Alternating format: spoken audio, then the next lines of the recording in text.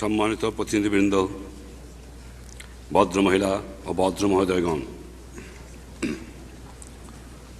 আজ এই মহান পরিষদে আপনাদের সামনে দুটো কথা বলার সুযোগ পেয়ে আমি নিজকে ভাগ্যবান মনে করছি।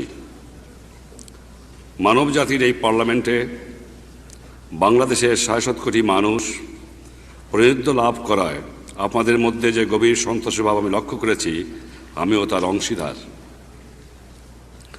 বাঙালি জাতির জন্য এটা এক ঐতিহাসিক মুহূর্ত, কারণ তার আত্মনিয়ন্ত্রণের অধিকার অর্জনের সংগ্রাম আজ বিরাট সাফল্য দ্বারা চিহ্নিত।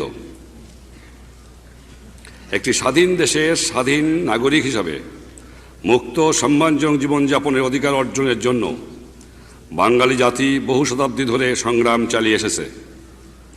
তারা চেয়েছে বিশ্বের সকল জাতির সঙ্গে শান্তি ও সৌহার্দ্যের মধ্যে বসবাস করতে।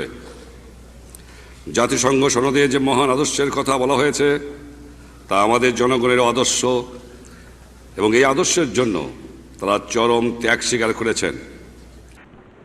বাংলাদেশের জনগণের পক্ষ থেকে আমি আপনাদের সাদর সম্ভাষণ জানাচ্ছি।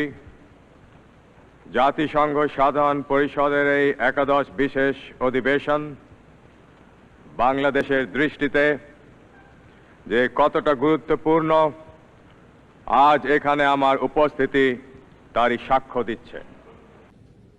Bismillah Rahman Rahim. Mr. President,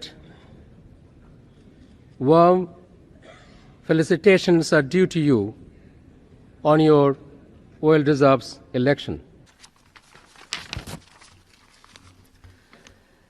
Mr. Secretary General, Mr. James Grant, Your Excellencies, ladies and gentlemen, 3 years ago we made a promise to our children. We pledged to make them the focus of our attention. I thank the UN for gathering us here today to assess the progress. In my country, Bangladesh, the inspiration to serve our mothers and children is derived from our cultural roots. We were one of the first countries to adopt and ratify the Convention of the Right. মাননীয় সভাপতি, আসসালামু আলাইকুম এবং শুভ অপরাহ্ন। আমি আজকে এখানে আমার ১৯তম ভাষণ সাধারণ অধিবেশনে দিতে এসেছি। জাতিসংঘ সাধারণ পরিষদের ৭৮তম অধিবেশনের সভাপতি হিসেবে নির্বাচিত হওয়ায়